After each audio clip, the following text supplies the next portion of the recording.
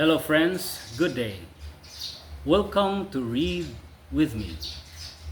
Today I'm going to read AUSPICATO CONCESSUM, Encyclical of Pope Leo XIII on Saint Francis of Assisi.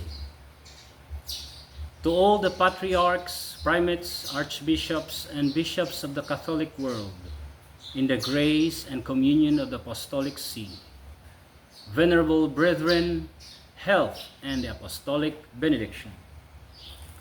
A happy circumstance enables the Christian world to celebrate at a not far distant interval the memory of two men who, having been called to receive in heaven the eternal reward of their holiness, have left on earth a crowd of disciples, the ever-increasing offspring from their virtues.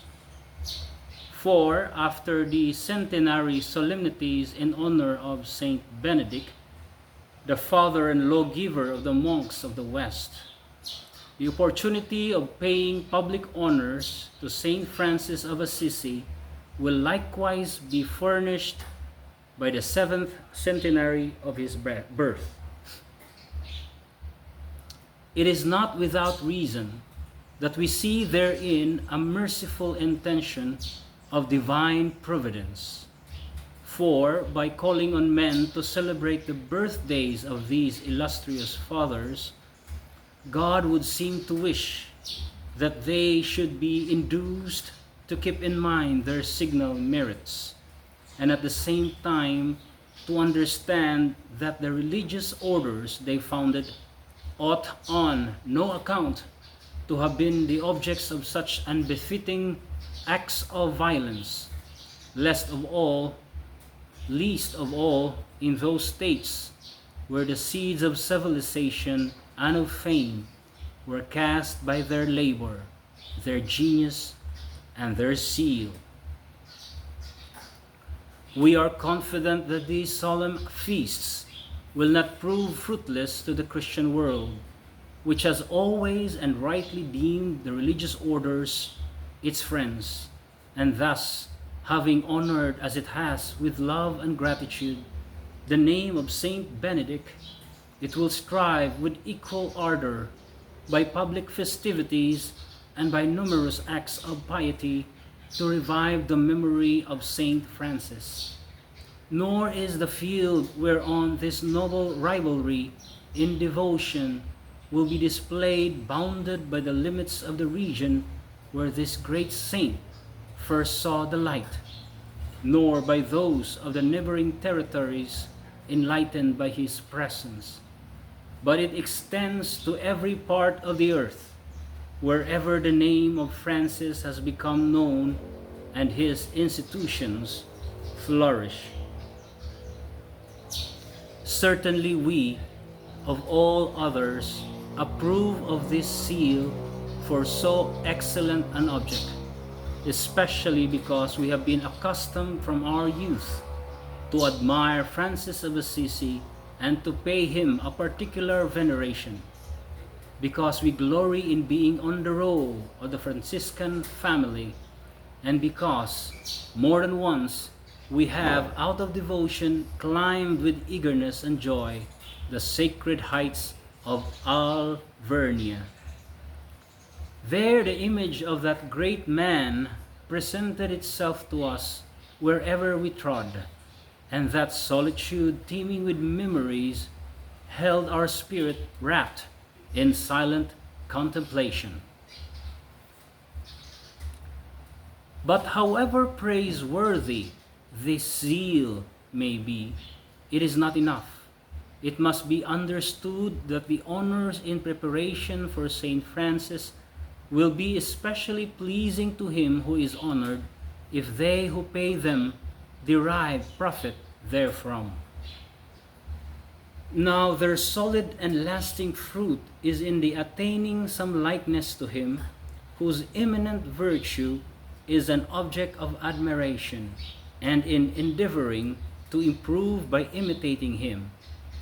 If with the help of God these practice is zealously followed, an opportune and extremely efficacious remedy will have been found for the evils of the present time.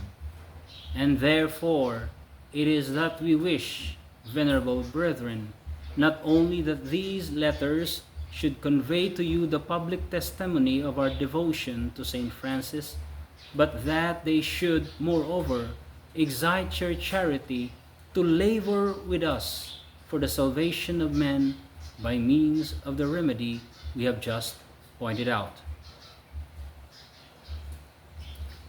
Jesus Christ, the liberator of mankind, is the everlasting and ever-flowing source of all the good things that come to us from the infinite bounty of God, so that he who has once saved the world is he who will save it throughout all ages.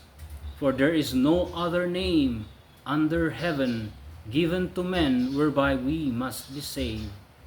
If then the human race fall into sin, either through its natural propensities or through the faults of men, it is absolutely indispensable to have recourse to Jesus Christ and to recognize in him the most powerful and the most sure means of salvation. For so great and so efficacious is its divine virtue that it is at once a refuge from all dangers and a remedy for all evils. And the cure is certain if mankind returns to the profession of Christian doctrine and to the rules of life laid down by the gospel. When the evils we have spoken of arise, as soon as the providentially appointed hour of help has struck, God raises up a man, not one of the common herd, but eminent and unique, to whom he assigns the salvation of all. Such is what came to pass at the end of the 12th century and in the few subsequent years. Saint Francis was the agent in this great work. That period is sufficiently well known, and its character of mingled virtues and vices. The Catholic faith was deeply rooted in men's souls, and it was a glorious sight to see multitudes inflamed by piety set forth for Palestine, resolved to conquer or to die. But licentiousness had greatly impaired popular morality, and nothing was more needed by men than a return to Christian sentiments. Now the perfection of Christian virtue lies in that disposition of soul which dares all that is arduous or difficult. Its symbol is the cross, which those who would follow Jesus Christ must carry on their shoulder. The effects of this disposition are a heart detached from mortal things, complete self-control, and a gentle and resigned endurance of adversity. In fine, the love of God and of one's neighbor is the mistress and sovereign of all other virtues.